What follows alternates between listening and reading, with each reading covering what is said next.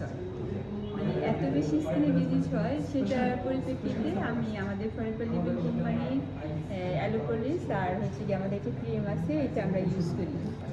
Use করার পর madam আমাকে খুব প্রশংসা করতেছে, এটা অনেক ভালো দিদি, ইউজ করেন, আপনি ভালো হয়ে যাবেন। কিন্তু 3 দিনের দিন আমি ম্যাডামকে শত্রু বানাই ফেললাম।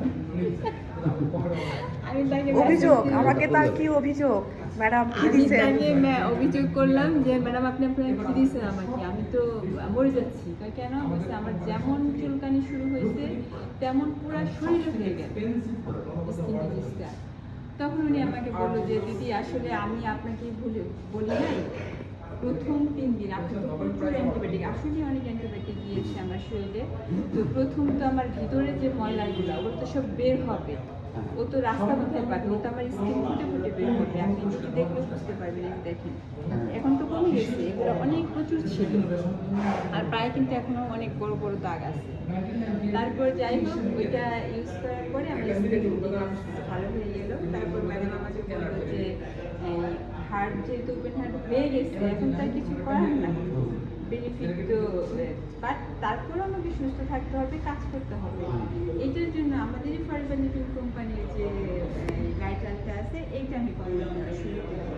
কিন্তু সত্য কথা বলতে দাদা, আমি জব করি নাই, ছুটিতে ছিলাম, কিন্তু আমি গাইডলাইনটা খাওয়ার পর থেকে আমার মনে হলো যে আমাকে বের হওয়া যাবে।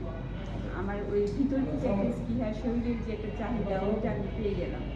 তারপর আমি চলে আসি ফরেভার লিভিং কোম্পানিতে, জয়েন হই ম্যাডাম এবং প্রদীপের কথাতে, এবং সম্মানের সাথে বেশি অনেক ধরে আমি ফরেভার করতেছি, ইউজ করি। আর আমাদের সাবান, পেস্ট, যেগুলো আমরা ইউজার আর কি, তারপর এই লাইট আলট্রা থেকে শুরু করে আরজি প্লাস, প্রত্যেকটা প্রোডাক্টই ভালো।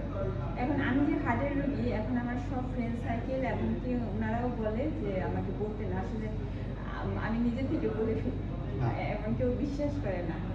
আমি কিন্তু বিভিন্ন প্রোগ্রামে কথা বলি, তো তখন যেমন কিছুদিন আগে রয়্যালে দিয়েছিলাম, তো রয়্যালে আগে আমাকে বলে দেওয়া হলো যে দিদি এখানে কাউকে উল্লেখ করবেন না যে আপনি ওপেন হার্ট সার্জারি, কারণ আপনাকে বোঝা যায় না।